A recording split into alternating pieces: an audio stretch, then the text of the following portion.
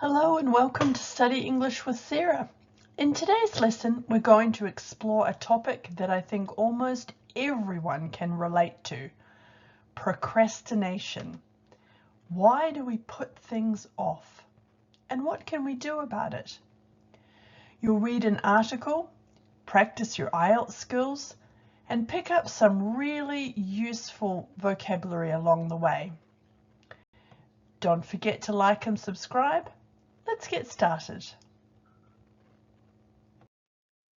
Here's what we're going to cover today. First, you'll read an article about the psychology of procrastination.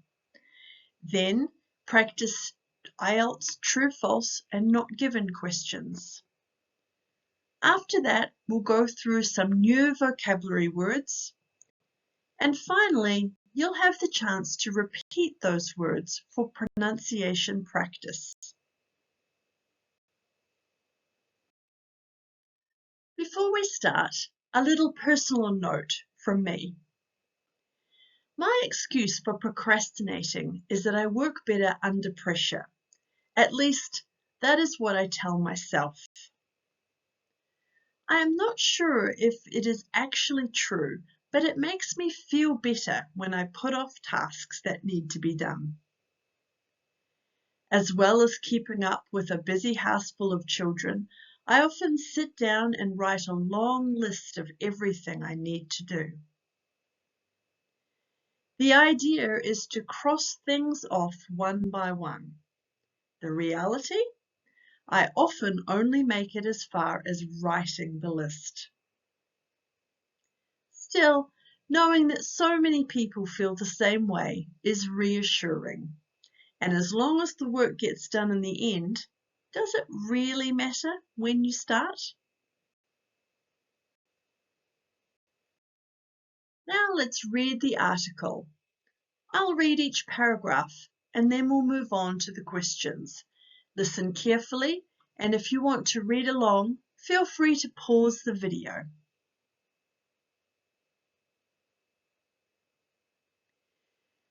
Have you ever sat down to study for an exam, only to find yourself cleaning your kitchen instead, or watching videos of capybaras? You are not alone. Most people think procrastination is caused by laziness or poor time management.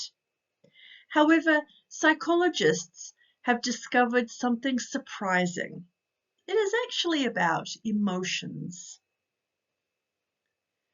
When a task makes us feel anxious, bored, or overwhelmed, our brains look for an escape. We switch to something easier and more enjoyable. In other words, we are not avoiding the work, we are avoiding the bad feelings that come with it.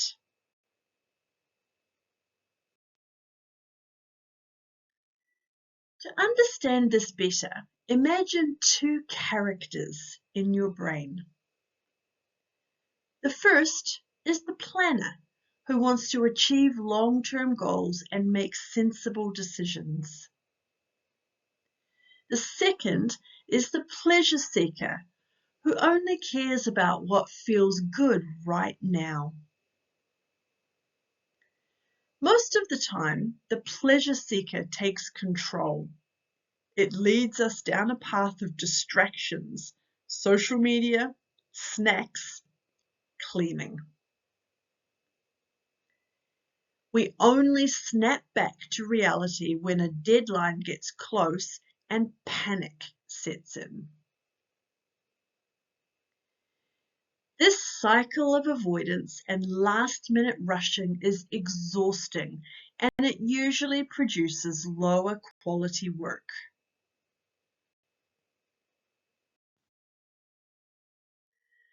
Breaking this habit requires more than a better schedule.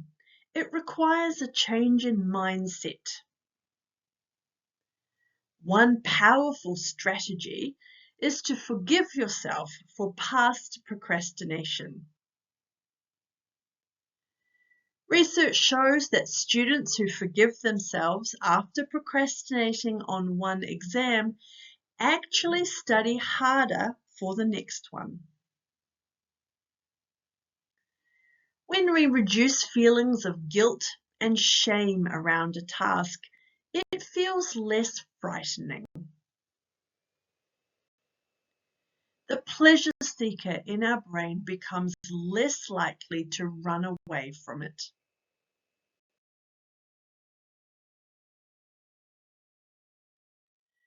The best way to get started is to make the task feel smaller.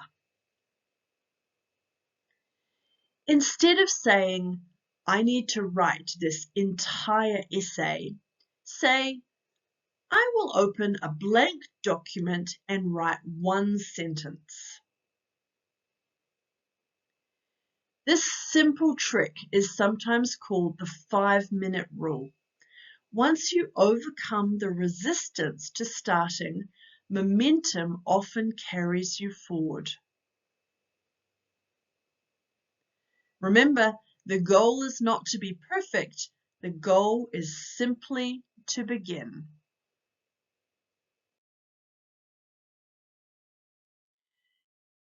Now it's time to test your understanding. You'll see 3 statements on the screen. Your job is to decide if each one is true, false, or not given based on the article. True means the statement agrees with the article. False means it contradicts the article. And not given means the information simply isn't mentioned. Pause the video while you answer the questions.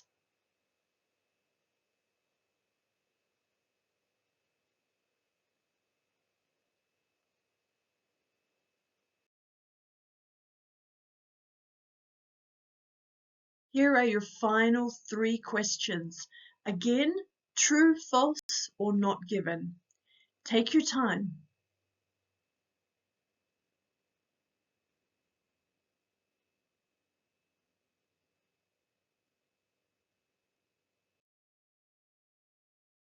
How did you go?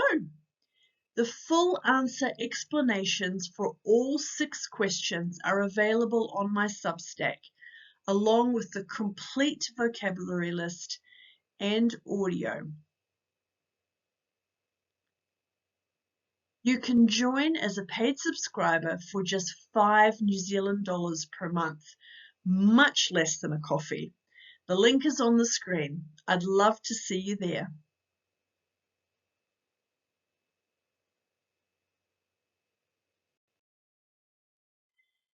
Now let's look at some new vocabulary from the article.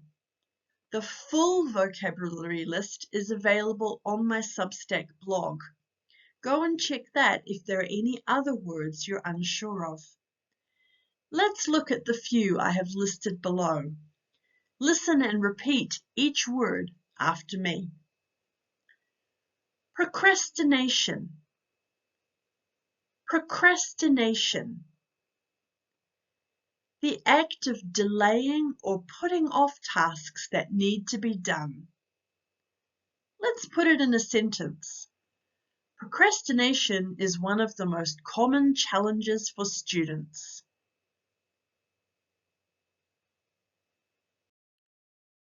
Overwhelmed. Overwhelmed. Feeling like a situation is too difficult or too much to deal with. Listen to it in a sentence. When we feel overwhelmed by a task, our brain looks for an escape. Overwhelmed.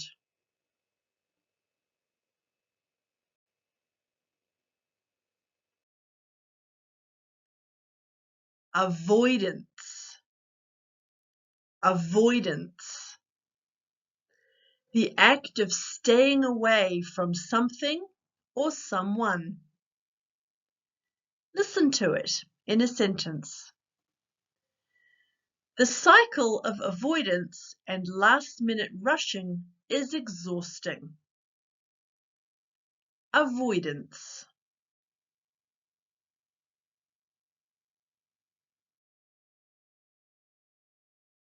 mindset, mindset. A particular way of thinking about something. Listen to it in a sentence. Breaking the habit of procrastination requires a change in mindset. Mindset.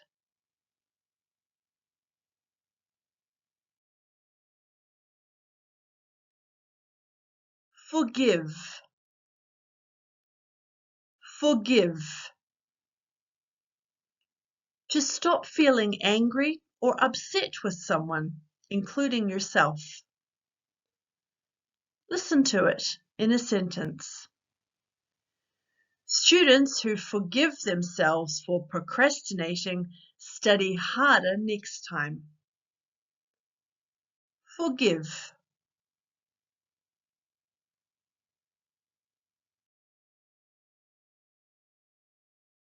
Momentum. Momentum. The energy or force that keeps something moving forward. Let's listen to it in a sentence. Once you start, momentum often carries you forward. Momentum.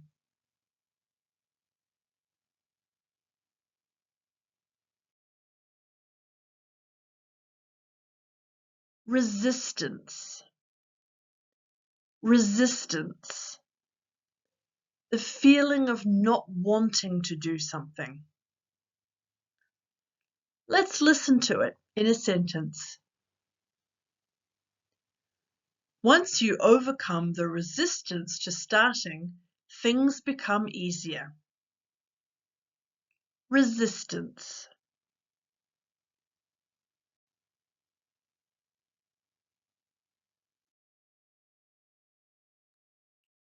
Deadline. Deadline. The date or time by which something must be finished. Let's listen to it in a sentence. We only snap back to reality when a deadline gets close. Deadline.